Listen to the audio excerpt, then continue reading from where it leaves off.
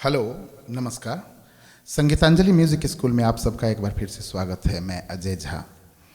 आज मैं इस वीडियो में जो संगीत शिक्षा प्राप्त करना चाहते हैं और जो संगीत के विद्यार्थी हैं उनके लिए कुछ विशेष बातें मैं बताना चाहता हूं और बहुत ही ध्यानपूर्वक समझें इन बातों को।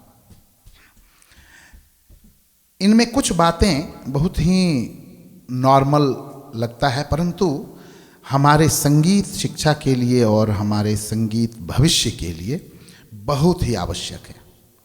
और ये केवल विद्यार्थी के लिए नहीं है बल्कि उनके अभिभावकों के लिए भी है, पेरेंट्स के लिए भी। संगीत की सुदृढ़ और स्वच्छ शिक्षा पाने के लिए छात्रों को या अभिभावकों को गुरु का जो चयन करना चाहिए वो भावुकता में आके नहीं करना चाहिए, दोस्ती में या जान पहचान में गुरु का चयन नहीं किया जाता है। गुरु का चयन जब भी करते हैं तो बहुत सारी बातों का ध्यान रखना पड़ता है। गुरु, और मैं ये खास करके उन स्टूडेंट्स के लिए या उन अभिभावकों के लिए मैं ये कह रहा हूं जो अपने बच्चों को संगीत में एक सुदृढ़ स्थान दिलाना चाहते हैं, जो अपने बच्चों को या जो भी संगीत में कुछ बहुत अच्छा करना चाहते हैं। क्योंकि देखिए, अगर हम कहीं भी सीखते हैं समय तो लगता ही है। आप प्रैक्टिस भी अपना करते हैं, परंतु कई एक बार क्या होता है कि अगर सही दिशा नहीं है तो बहुत मेहनत करने के बाद भी हमें प्राप्त कुछ भी नहीं होता है। और ये मैं अनुभव से कह सकता हूं, क्योंकि हमारे पास बहुत सारे ऐसे स्टूडेंट्स आए हैं और आते रहते हैं जो वर्षों से म्यूजिक सीख रहे हैं, लेकिन उसके बाद भी सही कहूं तो कहीं नहीं पहुंचे हैं। उनकी स्थिति एक ऐसे स्टूडेंट्स की है जो लगभग निल है, उन्हें कुछ भी लगभग नहीं आता है। तो ये हमें जानना आवश्यक है कि गुरु का जब हम चयन करते हैं तो उसमें दोस्ती, जान पहचान, भावुकता, इन सब बातों से परे हटकर, अलग हटकर आप अपने बच्चे के भविष्य के विषय में सोच करके फैसला करें। क्योंकि देखिए, जब आप अपने बच्चे को किसी गुरु के पास ले जाते हैं, उसका दूसरा एक उदाहरण मैं देना चाहता हूं। आप अपने बच्चे को बहुत अच्छा कराना चाहते हैं, पैसा चाहे जो भी लगे, आप क्यों एक नामवर स्कूल में बच्चे को डालना चाहते हैं? जैसे हमारे यहां बहुत सारे स्कूल्स हैं जो बहुत ही नामवर हैं, जिनके यहां से जो प्रोडक्ट निकलता है वो निश्चित रूप से अपने जीवन में सफल होकर के निकलता है। तो आप उसी तरह के इंस्टीट्यूशन को चुनते हैं। ऐसा क्यों चुनते हैं? क्यों नहीं आप अपने जान पहचान और दोस्ती के कारण या अपने कोई रिलेटिव्स किसी स्कूल में हैं या कॉलेज में हैं, इसीलिए आप अपने बच्चे को अपने आसपास के किसी भी स्कूल में डाल देते हैं। और ये स्पेशली, मैं पहले भी बोला, ये स्पेशली उन अभिभावकों के लिए है जो सक्षम भी हैं और अपने बच्चे को सही मायने में अच्छी दिशा देना चाहते हैं, जो उसके भविष्य को सही मायने में बनाना चाहते हैं। कुछ लोग होते हैं जो म्यूजिक सीखते हैं बस ऐसे ही टाइम पास के लिए, उनके लिए कोई दिक्कत नहीं है, कहीं भी सीखें आप, कोई फर्क नहीं पड़ता। 10 साल लग जाए, 5 साल लग जाए, 15 साल लग जाए, 20 साल लग जाए। मैं ऐसे लोगों को भी देखा हूं जो 20-20 साल, 25-25 साल म्यूजिक से जुड़े हुए हैं और उन्हें कुछ भी नहीं आता है सही ढंग का। वो सही मायने में सुर में नहीं गा पाते हैं, रिदम बजाते हैं, तबला बजाते हैं, उन्हें सिंपली जो सिंपल जो कंपनी करते हैं, हम संगत करते हैं, सिंपली संगत तक सही ढंग से नहीं आता है।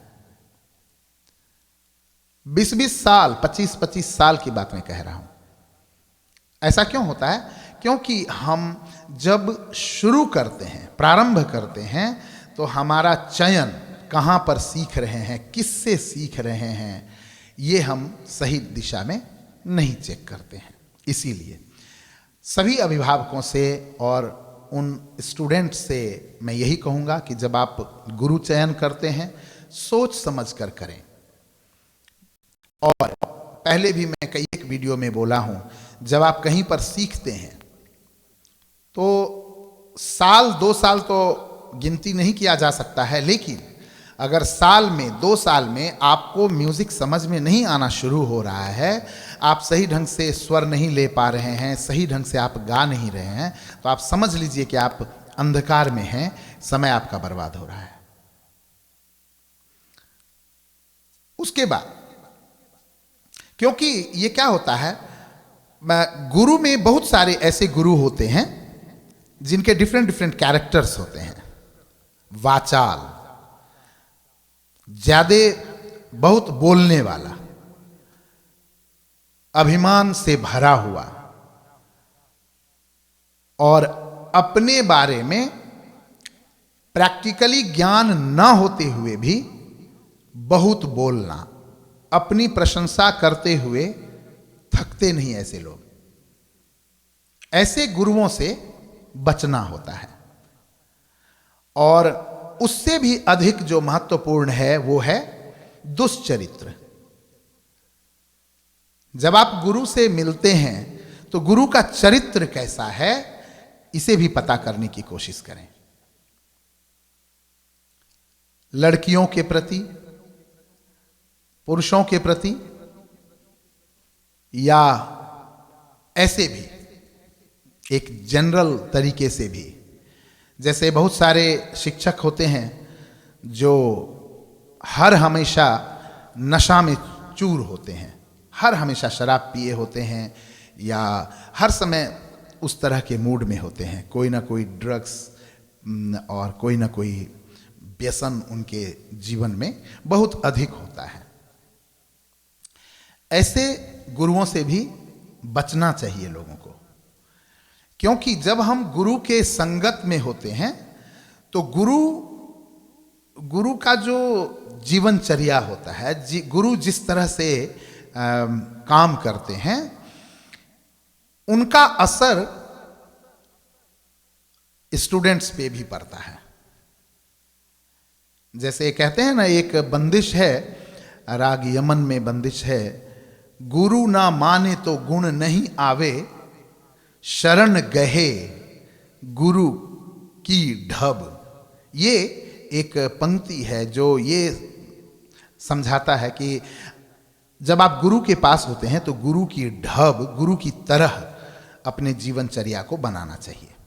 तो ऑब्वियसली अगर गुरु शराब पीता है तो स्टूडेंट्स भी जो है वो ये समझेगा कि शराब पीना अच्छी बात है।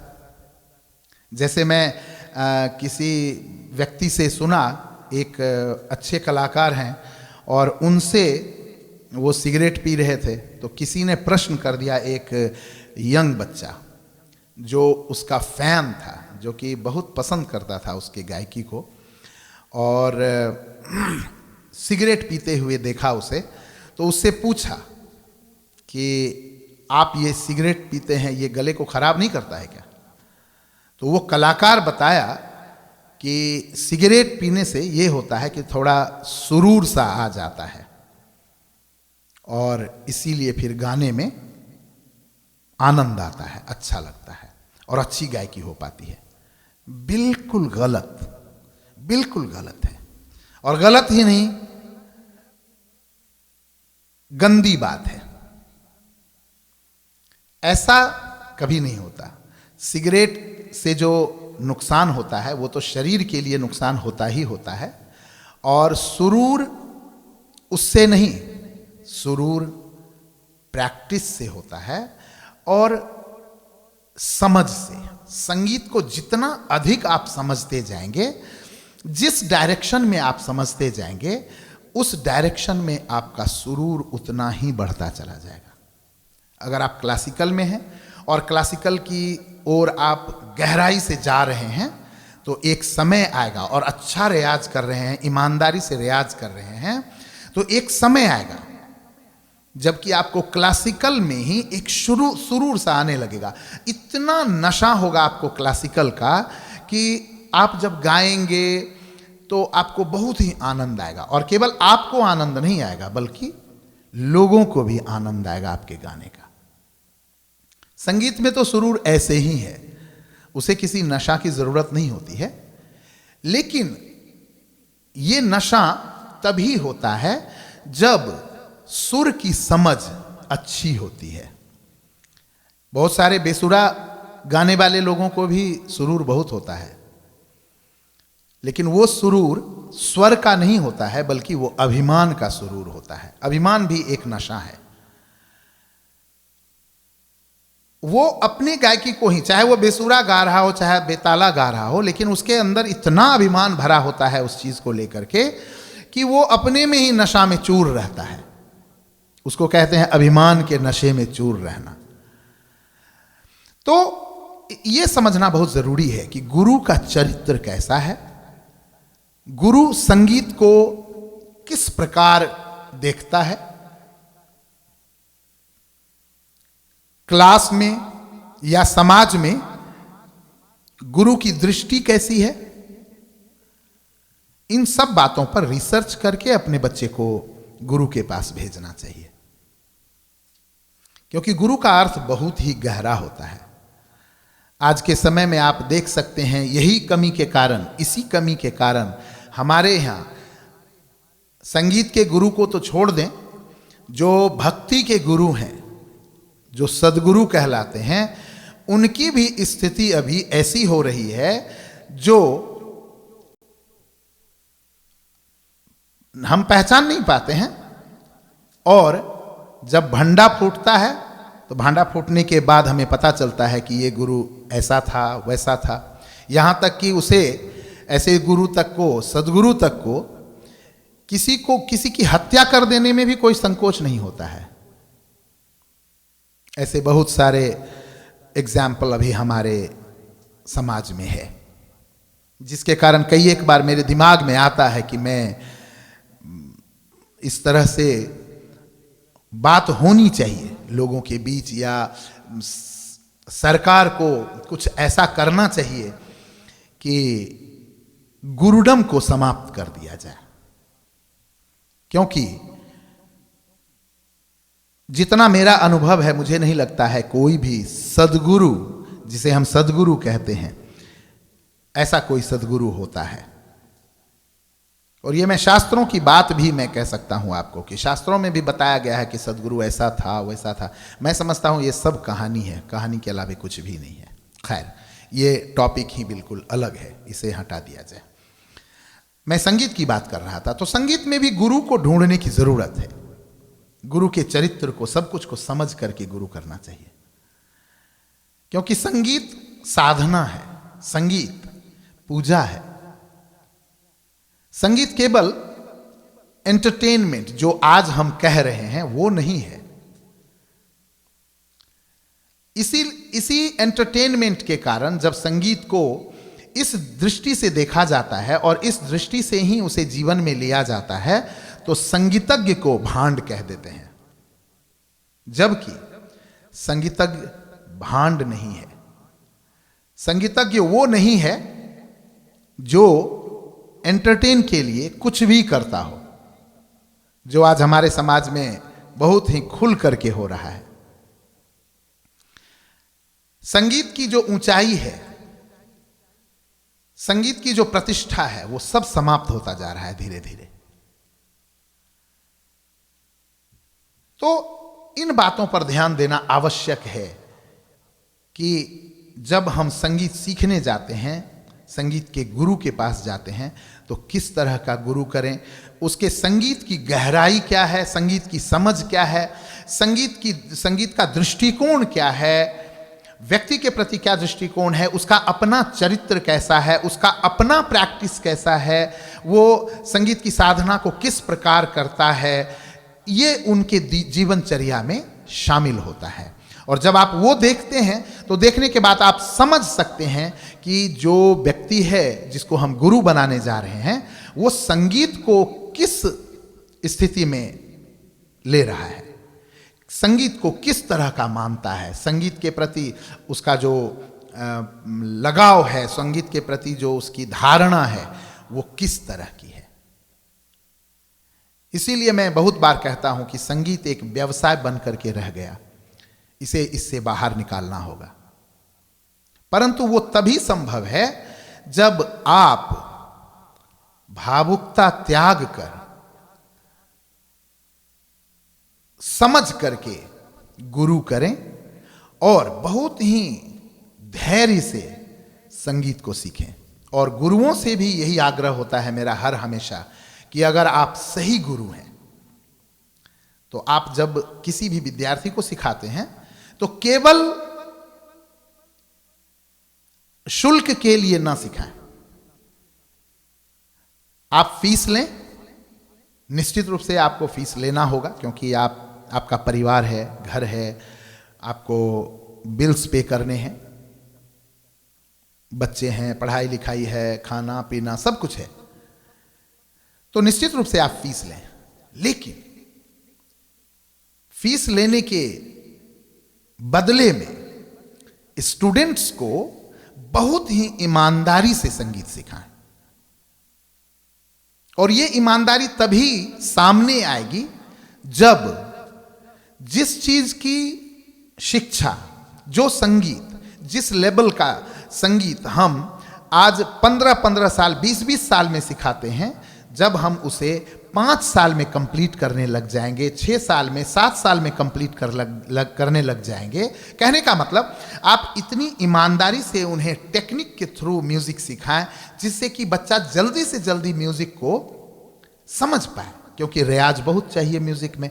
हमारे संगीतज्ञ बहुत पहले कहा करते थे पुराने समय में कि संगीत के लिए कम से कम 300 साल का जीवन होना चाहिए।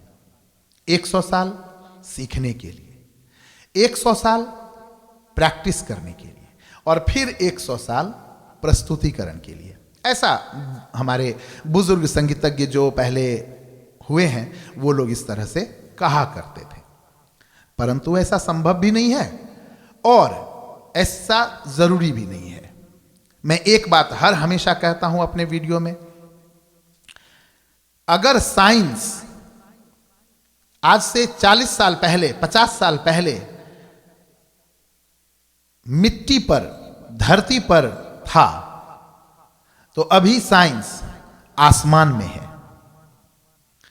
लेकिन आज से 100 साल पहले, 50 साल पहले अगर संगीत, म्यूजिक आसमान में था, तो अभी संगीत धरती पर है और रात दिन नीचे गिरता जा रहा है। और ये इसलिए होता है, इसके कई एक कारण हैं, बहुत सारे कारण हैं। लालच,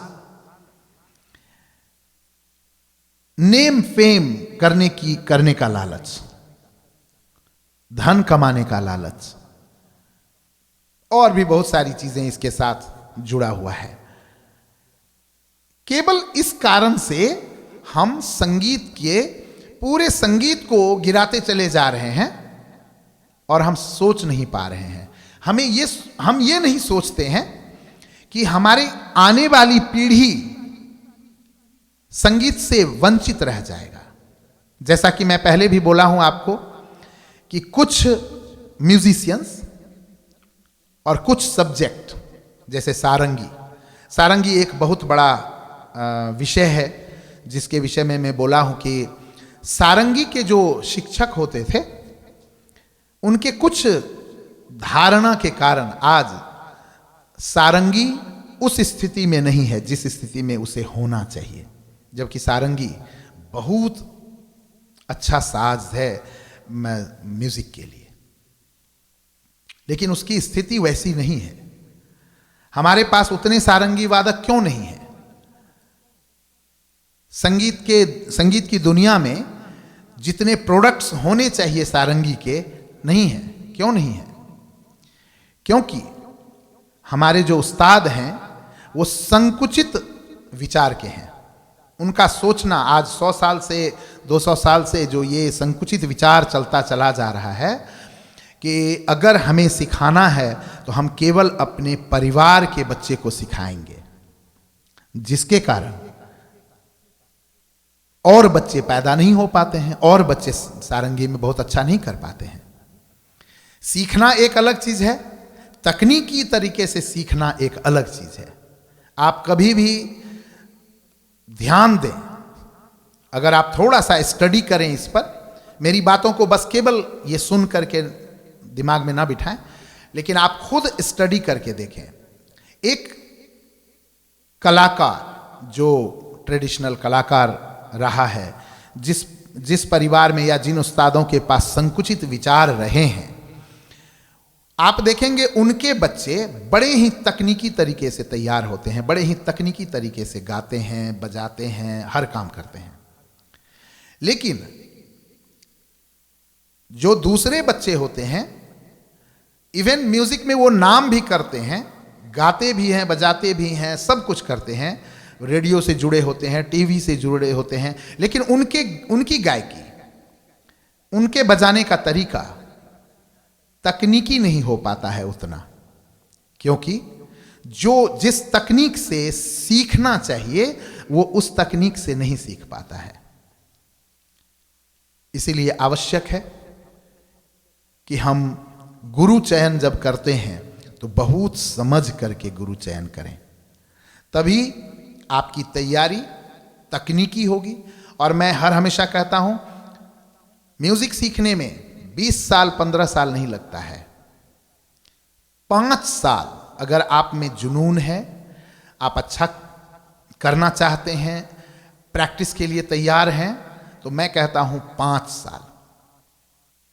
5 साल में आप एक अच्छे कलाकार बन सकते हैं, लेकिन धैर्य से, प्रॉपर तरीके से, तकनीकी तरीके से सीखना होगा। तो आज मैं यहीं समाप्त करता हूं। और भी बहुत सारी उपयोगी बातें हैं। मैं इस वीडियो का नाम ही देता हूं, संगीत छात्रों के लिए उपयोगी बातें पार्ट 1, और इस तरह से पार्ट 2 करके मैं हर विषय पर बात करूंगा।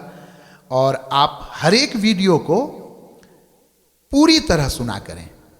ये नहीं कि थोड़ा सा सुन लिए, और कमेंट्स भी लोगों के आते हैं कि बहुत अच्छा गुरुजी, आपने बहुत अच्छा बताया, बहुत ही सही बात है, लेकिन उसमें से बहुत अधूरी बातें वो सुनते हैं, थोड़ा सा सुन लेते हैं, छोड़ देते हैं। क्योंकि बातें हैं वो लेक्चर है, तो लेक्चर को सुनने में निश्चित रूप से लोग पीछे रह जाते हैं, जबकि इसका बहुत महत्व है हमारे जीवन में।